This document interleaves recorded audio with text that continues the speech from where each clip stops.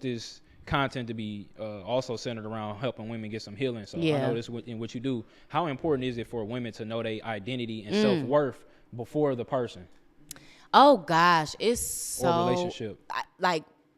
It's so important, right? And so like I've been just doing a lot of like reflecting, and I was talking to my friend, and I was telling her, man, like I was a mom before I was a woman. And how many kids do you have? 2. Okay. My oldest son is 14. He'll be 15 in February. Okay. My baby is 6. Okay. And I was a mom before I was a woman, and I'm grateful for that because I feel like I had some contrast to figure out what is a woman or versus what's a mother, because it's not the same. Yeah. Just because you're a woman don't make you a mother, and just because you're a mother, it does not make you a woman. And I really just had to figure things out, like what made me happy, what do I like to do, what brings me joy, what does my life look like, how can I show up as my best self, what relationship allows me to show up as my best, most confident, highest, vibrating to the ceiling self, right? Yeah. It really just took me taking an inventory on who I was and being okay with it. Being okay with the fact that I was ghetto. Being okay with the fact that I'm colorful, I'm bright. Somebody like even criticized me saying, you wear your heart on your sleeve. I do. Thank God that I do. Yeah. I'm so blessed to be able to feel and to articulate how I'm feeling about something. That's so amazing because that's such a block for some people. I really took the time to understand what would heal me, right? And I'm married. I've been married 4 years. I've been in a relationship almost 10. And I love my husband. We're going to be together forever. But he is not the only thing that brings me joy.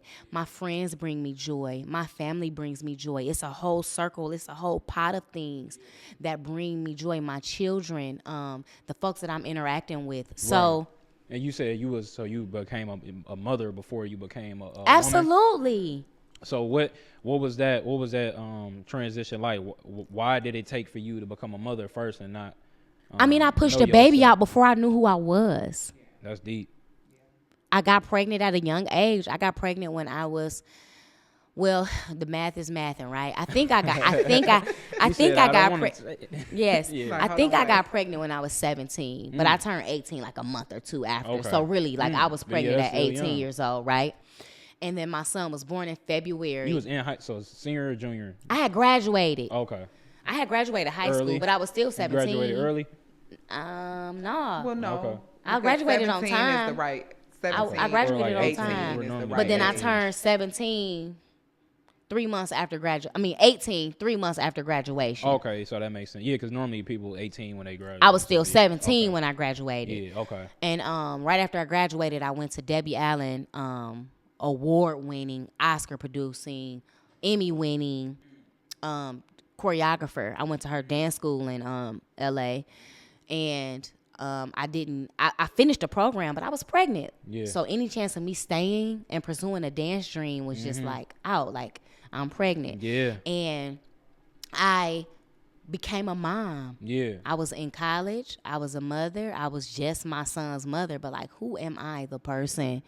What do I do outside of my children? What do I do outside of this relationship? I hadn't had none of that figured out yet, but I had pushed the baby out. Yeah. Already. Yep. And so I wanna ask you about this too, because that's another thing too that a lot of women struggle with, specifically Black women. You know what I mean? Is having kids at a young age. Yeah. You know what I mean, that's a reality of our culture. You know, that's right. just one of the things. Multiple cultures. Yeah. You know. Yeah. So and that's a challenge, and I know that was a lot for you. So it's a poverty indicator for Black women too. Yeah. Was that the thing that took you to that pushed you to learn? Oh yeah, yourself it turned more? me up. It turned me up because I was like, you know, when you a kid and you have a mom that is so like, my mom was like traditional, you know, la la la, and I think that I didn't want to. I felt my mother wasn't the best mother possible, and I was so wrong. I was so wrong. Now that I'm a mom, I was so wrong. How dare I? even think that she wasn't trying her best. She didn't get it right all the time, but I think she tried. Right. But my mom's so unfair, and everybody else got color in their hair, and I can't have color in my, just stupid petty stuff. I can't, my curfew's so early, and you know, just dumb stuff, right? Yeah. You don't appreciate that until you're raising young people of your own. But I was like, I'm not gonna be like my mama. I'm not gonna do it. Yeah. Oh God, big mistake. I pray to God that I can be like my mom, as strong and resilient as her. Right. But it turned me up because I was like, I'm gonna have this baby, and I'm not about to be working 2 jobs and going to school. Like, I'm graduating before he going to kindergarten, period. Because I need to be there for my son. And that's what I did. I graduated before my son went to kindergarten. Power of the time. Oh, I wasn't playing around. It turned me up. I moved out my mom's house when he was 3 months old. I went to college right in the neighborhood.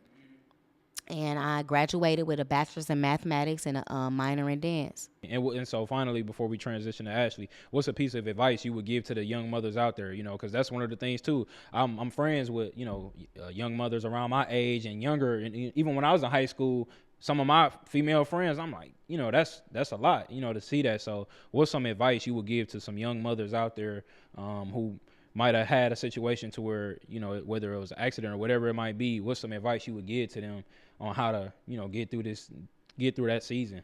Well, it's interesting you said that. So, you know, I dropped my Ghetto Mantras care package today. Okay, yeah. And one of the sayings, I have 2 shirts. Obviously, I'm wearing one, but I have another one. It's ivory, and on the back of it, it says, "You not the first, and you not gonna be the last." And so my grandmama said that to me when I had called her, and I told her I was so ashamed to tell her that I was pregnant. And I was like, I'm pregnant, and I didn't want to tell her. And she was like, girl, you ain't the first, and you ain't gonna be the last. And that really lifted like the shame cloud off of me, because when you dealing with shame, you're going to make even more mistakes than if you just stand bold in your choices. And so she was really able to lift that shame off of me. So to the young mothers, I would say, you're not the first, you're not going to be the last. And I would really encourage them to seek therapy and don't make this about you. It's about your baby and doing the best you can to give them the life they deserve, because they didn't ask to be here. Right. So your healing, they depend on your healing. They depend on you to heal.